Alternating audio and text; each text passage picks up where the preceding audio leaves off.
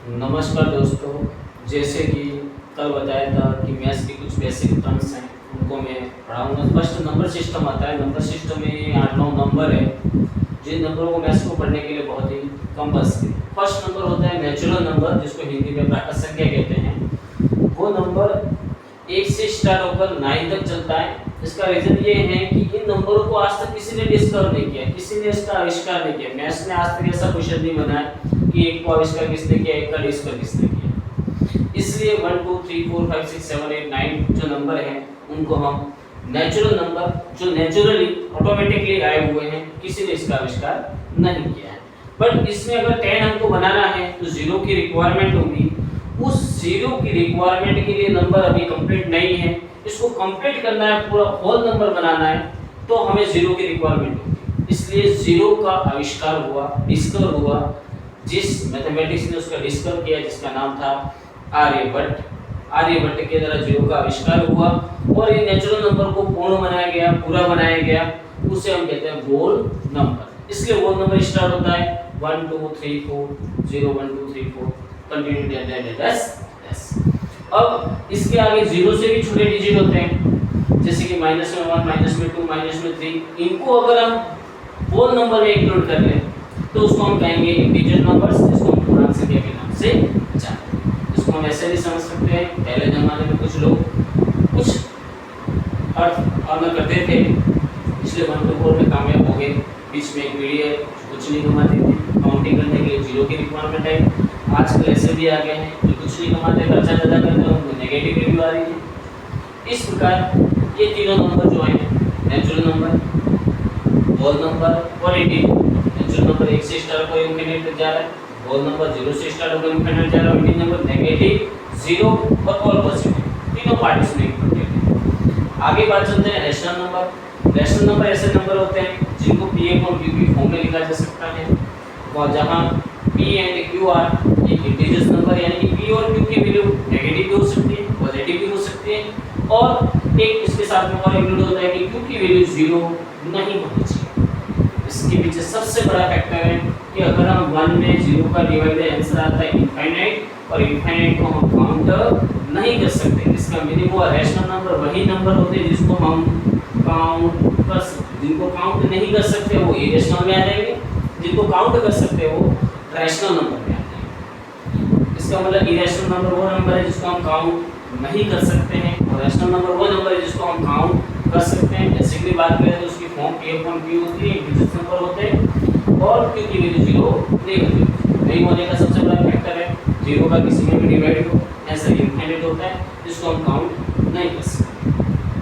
इसी प्रकार रैशनल और इरेशनल दोनों नंबर को मिक्स कर ले, जैसे नंबर को हम कहते हैं रियल नंबर। ये रियल नंबर के अंदर रैशनल भी इंक्लूड है, इरेशनल नंबर भी इंक्लूड है। अगले नंबर जो आता है इवन नंबर, हिंदी में सम संख्या कहते हैं।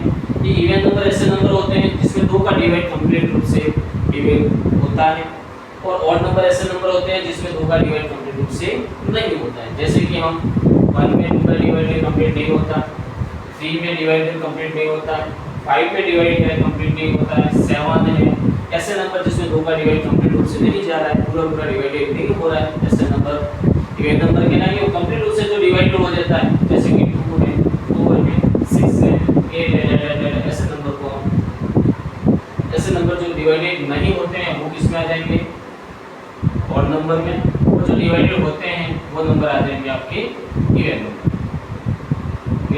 उसके बाद बात आती है प्राइम नंबर। ऐसे नंबर जिसके हम फैक्टर नहीं कर सकते, टुकड़े नहीं कर सकते, यानी कि ऐसे नंबर जिसको सेल्फ टेबल से डिवाइड होते हैं, किसी अदर टेबल से डिवाइडेड नहीं होते, ठीक है, उनको हम कहेंगे प्राइम नंबर। और किसी अदर टेबल से डिवाइड हो जाते हैं ऐसे नंबर को हम कहेंगे कंपोजिट नंबर, भाज्य संख्या, जिसमें अपनी खुद की टेबल के अलावा किसी एक्स्ट्रा टेबल का भी डिवाइड हो, या कह सकते हैं हम इसमें फैक्टर कर सकते हैं, टुकड़े कर सकते हैं। अब क्वेश्चन सबसे बड़ा खड़ा होता है, क्या each natural number is a whole number? क्या प्रत्येक प्राकृत संख्या पूर्ण संख्या है? यस, प्रत्येक प्राकृत संख्या जो 1 से आ रही है पूरी किसके अंदर आ रही है, पूर्ण संख्या के अंदर आ रही है।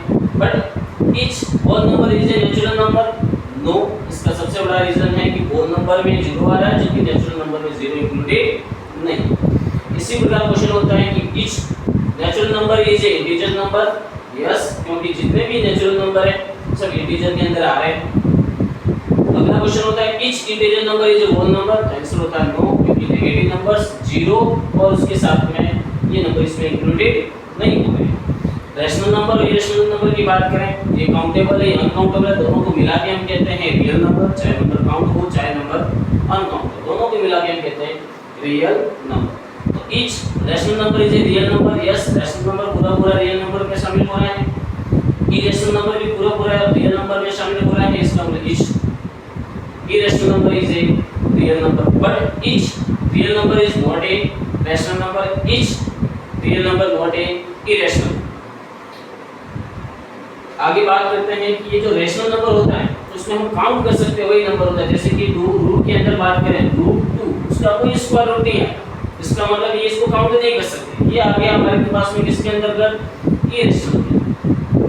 √3 इसको भी हम काउंट नहीं कर सकते क्योंकि इसका स्क्वायर रूट नहीं आता है, लेकिन √4 इसका स्क्वायर रूट आता है 2, इसका मतलब इसको हम काउंट कर सकते हैं। √36 इसका स्क्वायर रूट आता है 6, इसका मतलब इसको हम काउंट कर सकते हैं, इसका मीनिंग ये हुआ कि जिसके स्क्वायर रूट आता है वो नंबर तो डाल देना है रेशनल के अंदर, जिसका स्क्वायर रूट नहीं आता है वो सब नंबर किसके अंदर आएंगे, इरेशनल नंबर। सबसे बड़ा फैक्टर काम करता है जीरो कैसा बनता है, तो जीरो को हम यहाँ पे देखें कि जीरो जो है वो काउंटेबल है कि अनकाउंटेबल। किसी क्लास में कोई स्टूडेंट नहीं बैठा हुआ, हम काउंटिंग कर देंगे, इन क्या है, कोई स्टूडेंट नहीं है, चलिए जवाब दिया आपको कि इसमें कोई स्टूडेंट नहीं है, जीरो, इसका मतलब हम काउंटिंग करके आए हुए हैं, काउंटिंग करके आए इसलिए जीरो को इसके अंदर डालेंगे। रैशनल